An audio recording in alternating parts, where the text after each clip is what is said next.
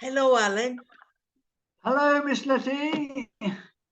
So it's nearly the 25th of Yes, December. the big day. And yeah, the big day for you and I, once a year, no? So we have the 24th, which is Christmas Eve. And depending on the family, people celebrate it or not. And then on the 25th, normally we have lunch together with our Yes. loved ones. Right. So I was wondering, do you remember a story which is very typical for this time of year, or you have no idea? Well, there used to be a series on every year, and I think it's on again this year called Scrooge. Oh, Alan, fantastic, because this is the story we're going to read. Oh, right. And you didn't know anything about it. No, Uh, no. it was a little bit of a surprise. So, as you said, it's very typical for us to watch a film called Scrooge or The Christmas Carol. Yes. So, Alan, would you be so kind as to start to read what we have prepared on the screen? Okie dokie. Right. Charles John Huffam Dickens, 1812 to 1870, was born in Portsmouth in England. His family were bad at managing their money, and they were very poor. The worst time for Dickens was when his father went to prison because he could not pay back money he had borrowed, and Dickens was sent, aged only 12, to work in a factory. He remembered this terrible time all his life and wrote about it in his novel David Copperfield 25 years later. He became a newspaper reporter and wrote his first novel, The Pickwick Papers, 1837, which was very popular. In the next 4 years, he wrote three more novels, Oliver Twist, Nicholas Nickleby, and The Old Curiosity Shop, which were all very successful. People loved A Christmas Carol when it appeared in 1843. In A Tale of Two Cities, a story about the French Revolution. He showed his interest in history, and in great expectations, he wrote about the difference between the rich and the poor, which he had known himself in his own early life. So, this is a famous English writer, and our viewers can see how many uh, popular books he wrote. I was listening to you and I thought, wow, he's wrote some really fantastic books which have been turned into films. And I remember at high school, I had to read about 40 literature books for my subject, and I read quite a few of these. I haven't read them all, I must be honest, but I remember my childhood watching the films. I don't know about you. Have you watched quite a few of these films? No, I have to be quite honest, I haven't read any of his books. I remember way back when I was a child watching the film in black and white on television. And I don't know, at the time, I wasn't inspired by it at all. I don't know how or why, but ever since then, it sort of put me off watching Scrooge. Although I do believe once you're into it, it's a great story. So I've yet to find out. Now I'm a mature man, I might enjoy it a bit more. Right. So this one we're going to do today is for beginners. As we always say, it's an adapted version. So I'm Right, going to continue. He right. spent long hours at his writing desk, but he also had time for his large circle of family and friends and for helping people. He thought that all people should be free and have enough money to live a comfortable life. As he grew older, he worked harder than ever. giving public readings of his works in Britain and America, and continuing to write novels. There have been hundreds of books, films, and plays about Dickens's stories. Many people think he is the greatest English novelist of all time. So everyone will have their own opinion, but he is interesting. Now, here, Alan, we have a selection of vocabulary which we will see in the book. So if you would like to read some, and I will read some as well. So you read the word and the definition. So off you go. The definition of a carol. A carol is a special song which people sing at Christmas. Cheerful, looking or sounding happy. If you are cheerful, you are looking and sounding happy. Christmas Eve. We always think of Christmas Eve. It is the 24th of December, the day before Christmas Day. Hence meaning Eve, meaning the day before. Clerk, someone who works in an office, writing letters, etc. A sort of secretary, really. Mm-hmm. Delight, a pleased and happy feeling. Delighted. Delighted, a very pleased and happy. It's one of the same thing, of course. Extinguisher, a thing shaped like a tall hat, which you put on a candle to stop it burning. Oh, you snuff the candle, in other words, to put it out with the extinguisher. Like a Chinese hat. Fog, a thick mist that stops you seeing clearly. Yes, it's a terrible thing to be caught in a fog. Foggy, very misty. It's one of the same thing. Fog, foggy, a thick mist. It's a very dense formation of water molecules in the air. Frost, a thin white cover of ice on the ground in very cold weather. On page 2, Scrooge's white hair and cold heart. They would say it's frosty, I suppose, his heart or the way he's being. So they use it as an adjective there. Yes, he literally either is the thin covering ice or snow, or a person's attitude can be frosty. They're not. They're a bit sharp and short. They're not friendly. I call them, they're frosty. God bless you. People used to say this when they liked someone or were grateful to them. God bless you. God bless you. Right. My turn. Humbug. Nonsense, silly ideas, dishonest or untrue words. Kiss, to touch someone lovingly with your lips. Merry, happy or cheerful.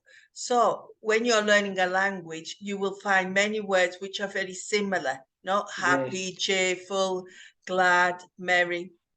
Partner, absolutely. Someone who owns a business with another person.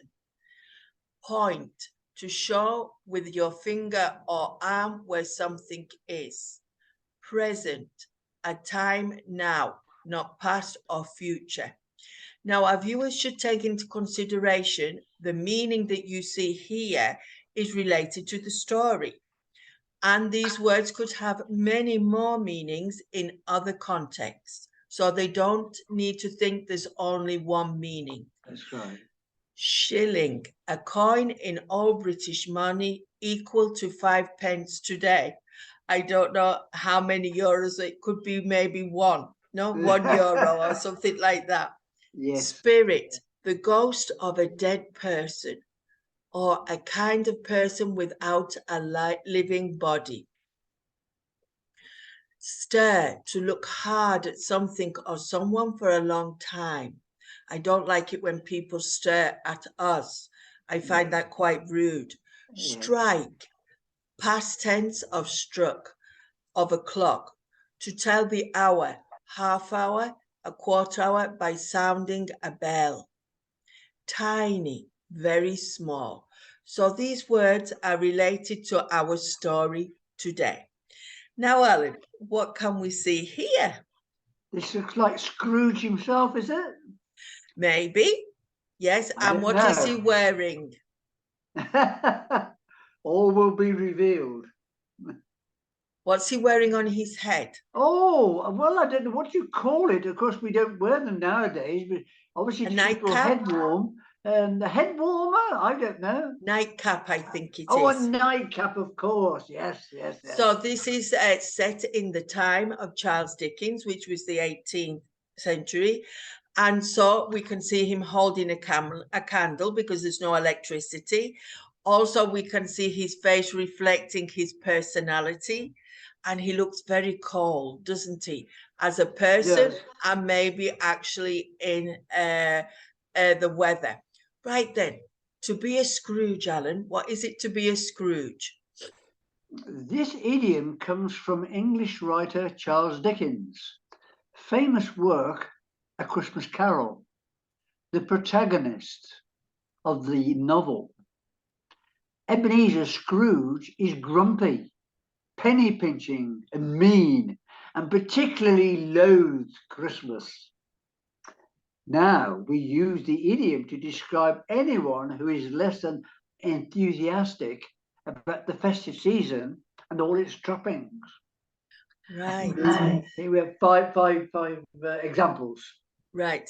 So first of all, we have penny pinching, which I came across the other week. Penny pinching is someone who's so careful with the money that they are mean.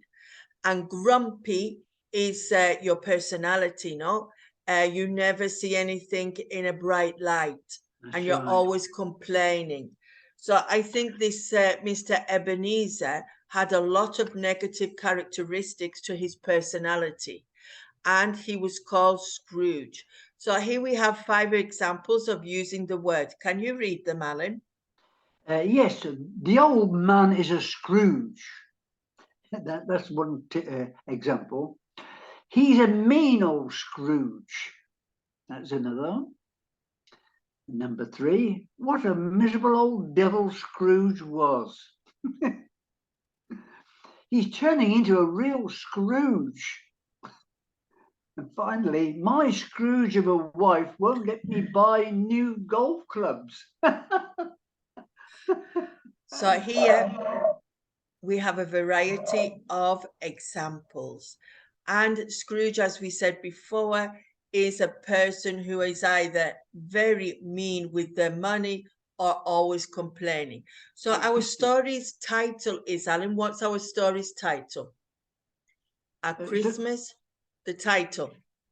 A Christmas Carol. This is the title of the story, A Christmas Carol. Right. These are some pieces of information that I found on the internet. As we know, Right. internet is quite rich with facts and interesting things.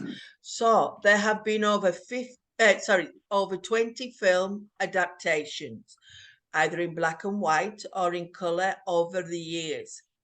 It only took 6 weeks to write and perform this story, which is very quick. Bah, humbug is only said twice, but it means contempt or disgust or bad temper. So it could be a word you would use when you're not very happy. Oh, humbug, and walk on, no? Or humbug and continue, no?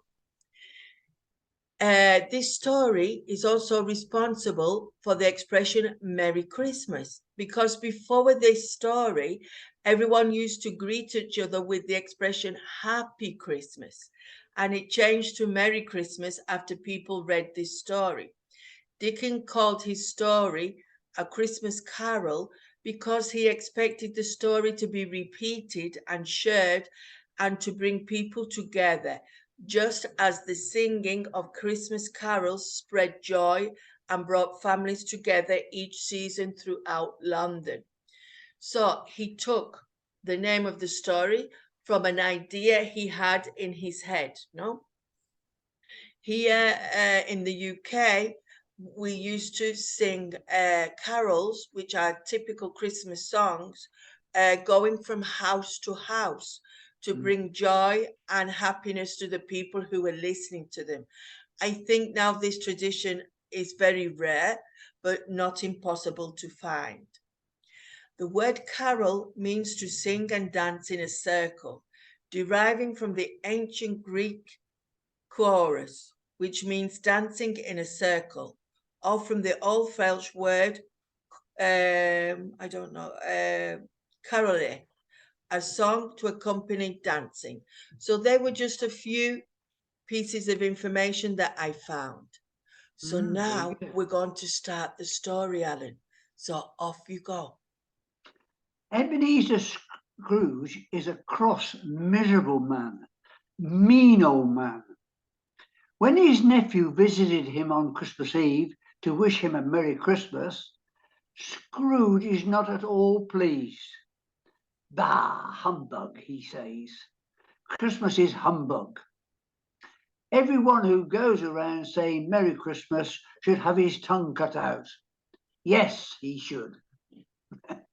Oh, yes, Scrooge is a hard, mean man.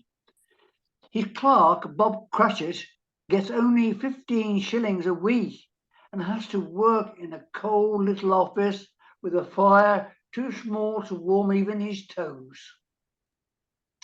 But that Christmas Eve, Scrooge is visited by the ghost of his long dead partner, Jacob Marley. And after him come across three more ghostly figures.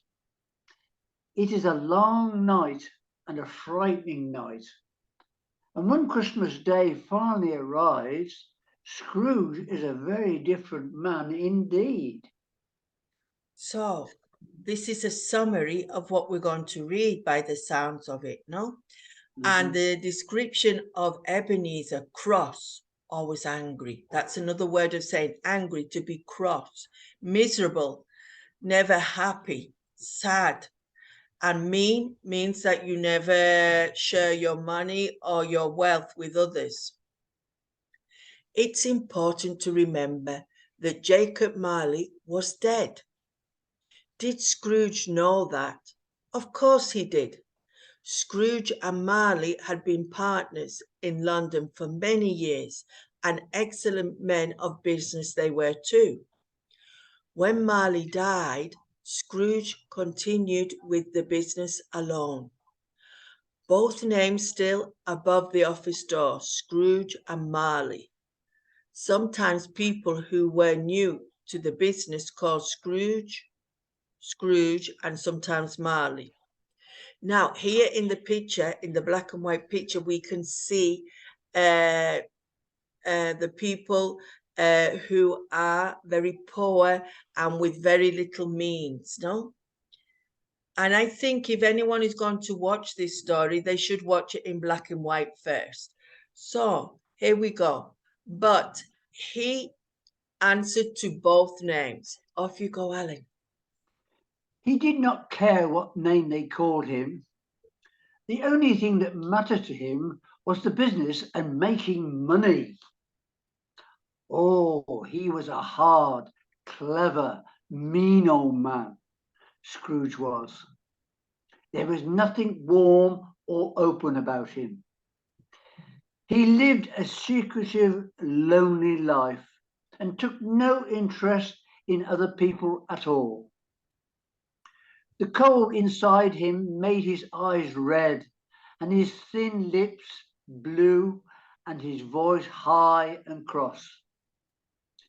He put white frost on his old head, his eyebrows and his chin.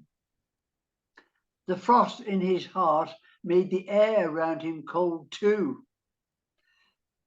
In the hottest days of summer, his office was as cold as ice, and it was just as cold in winter. Nobody ever stopped him in the street to say with a happy smile, "My dear Scrooge, how are you?" So he gave off such a cold, unfriendly personality that nobody tried to be his friend. So here we have a picture of the supposed Scrooge. And I think it's good that it's in black and white, and the nose that they put on him, a pointed nose, and his eyes, he doesn't look friendly at all. I wouldn't say hello to him. So let me go back a minute just to see what we had to say. When will you come to see me? No poor man asked him for money. No children asked him the time. No man or woman ever in all his life asked him the way. So, in other words, nobody spoke to him because he looked so cold and miserable. Animals as well as people were afraid of him. Dogs used to hide in doorways when they saw him coming. But what did Scrooge care? It was just what he wanted. He liked being on the edge of people's busy lives while warning everyone to keep away from him. So he liked to be on his own. He liked to be distant. One Christmas Eve, old Scrooge was working busily in the office. It was cold, frosty, foggy weather. Outside, it was already dark, although it was only 3 o'clock in the afternoon. And there were candles in all the office windows. The fog covered everything like a thick grey blanket. Now, I don't know if you can remember, Alan, when you lived in England, but fog was very typical for us. And if it was a foggy morning, we couldn't see further than our hand. Oh, yes, it was and it was common. very difficult. Yes, terrible. And it was dangerous, if you had a car or anything like that. Smog was the worst offender because it contained soot, carbon particles in the air, which when you breathe in, of course, is not good. It's like smoking, it's like chain smoking. You're breathing in these particles of soot or carbon into your lungs. So not healthy. We used to wear a handkerchief over our mouth to filter out some of the soot in the atmosphere. Oh, right. I never did that. A pea souper of a fog today.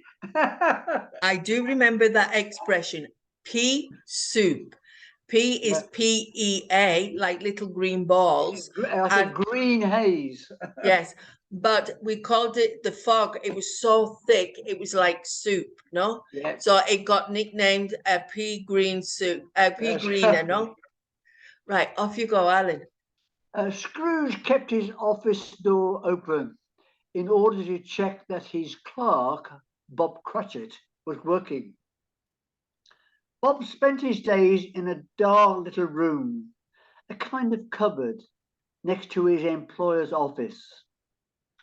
Scrooge had a very small fire, but Bob's fire was much smaller. It was very cold in the cupboard, and Bob had to wear his long white scarf to keep him warm. "Merry Christmas, Uncle. God bless you," cried a happy voice. Scrooge's nephew had arrived. "Bah!" said Scrooge crossly. "Humbug. Christmas is humbug." "Sure you don't mean that, Uncle," said his nephew. "I do," said Scrooge. "Why do you call it Merry Christmas? You're too poor to be merry." So even when the little boy is trying to be friendly, he's pushing him away, no? "Well," replied the nephew, smiling, "why are you so cross? You're too rich to be unhappy." "Of course I'm cross," answered the uncle, "when I live in a world full of stupid people like you. You say, 'Merry Christmas,' but what is Christmas? Just a time when you spend too much, when you find yourself a year older and not an hour richer, when you have to pay your bills." So he's making a long list of negative things. So here we can see Cratchit sitting with his scarf around him, and being so cold. Yeah. Off you go. Everyone who goes around saying Merry Christmas should have his tongue cut out. Yes, he should. Uncle, please don't say that, said the nephew. I've always thought of Christmas as a time to be helpful and kind to other people. It's the only time of the year when men and women open their hearts freely to each other.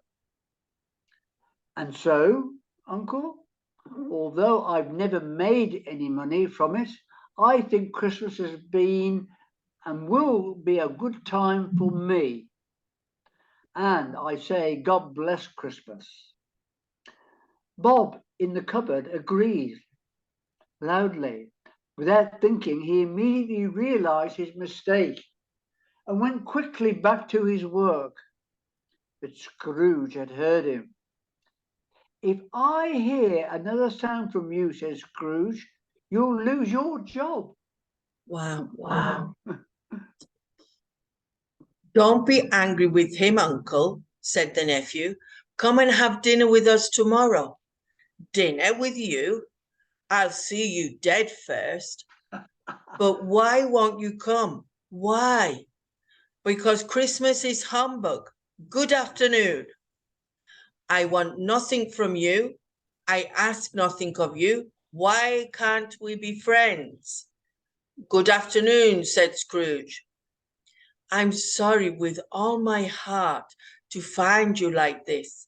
I have never wanted to argue with you, but I came to see you to invite you because it's Christmas.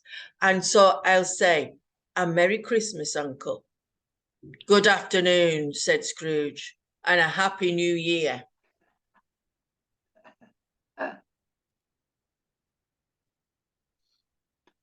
Good afternoon, said Scrooge. His nephew left the room without an angry word, stopping only to wish Bob Cratchit a Merry Christmas. Then 2 other gentlemen came in. They were large, round, comfortable-looking men with books and papers in their hands.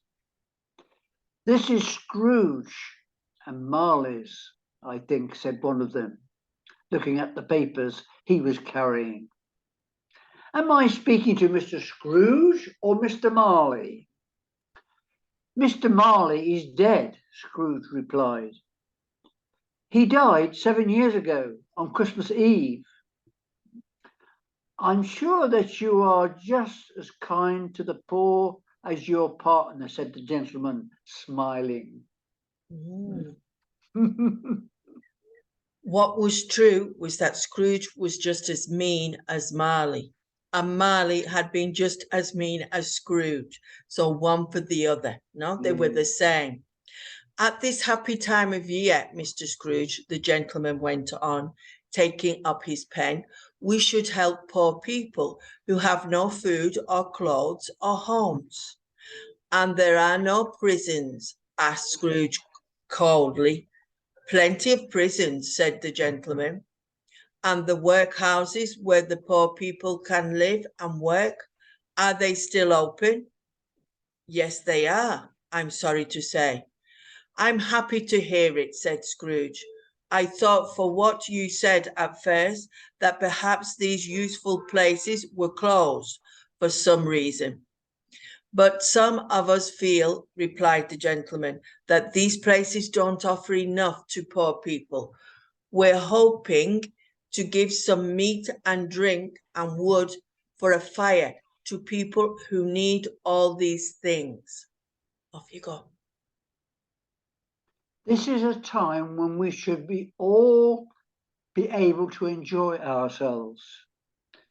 How much will you give, sir? Nothing, Scrooge replied. I don't have a Merry Christmas myself, and I won't pay for other people to be merry. We all have to pay for prisons and workhouses. That costs enough. The poor will have to go there. Many can't go there, and many prefer to die. If they prefer to die, why don't they die then? There are too many people in the world, so it's a good thing if some of them die. All this is none of my business. It's enough for a man to understand his own business and not to think about other people's. I'm a very busy man. Good afternoon, gentlemen. Gosh, he's horrible, isn't he? Yes. The gentlemen shook their heads a little sadly and left the office. Scrooge went back to his work and feeling pleased with himself. Now the fog was at its thickest outside, and the cold was biting, so very cold, freezing. Lights shone brightly from the shop windows. People were hurrying here and there, rich and poor alike, to buy what they needed for tomorrow's Christmas dinner. At last it was time to close the office. Scrooge got up slowly from his desk. Bob was waiting for this moment, and he immediately put on his hat. "You'll want a holiday all day tomorrow, I suppose," said Scrooge. If you don't mind, sir. I do mind. It's not fair. I have to pay you for a day's work when you don't do any work. It's only once a year, sir, said Bob politely. That's no reason for robbing me every 25th of December, said Scrooge, putting on his coat. But I suppose you must have it. Be here early next morning. Yes, sir, I will, I promise, Bob said happily. Scrooge walked out without another word. When Bob had closed the office, he ran home to his family in Camden Town as quickly as possible. Scrooge always used to eat his dinner alone in the same miserable little eating house. Tonight was no different from other nights. He read the newspapers, looked at his bank books, and went home to bed. He lived in rooms which were once belonged to his dead partner. They were in an old, dark building in a lonely side street where no one except Scrooge lived. In the blackness of the night, through the fog and the frost, Scrooge had to feel his way along the street with his hands. He finally reached his front door and put the key in the lock. Suddenly, to his great surprise, he saw that the knocker was not a knocker anymore, but it had become the face of Jacob Marley. It had not thought of his partner for 7 years until that afternoon when he spoke Marley's name of his visitors. But there in front of him was Marley's face with the white, ghostly, terrible, staring eyes. So we're going to leave it there, okay? And we will continue in the next chapter, okay?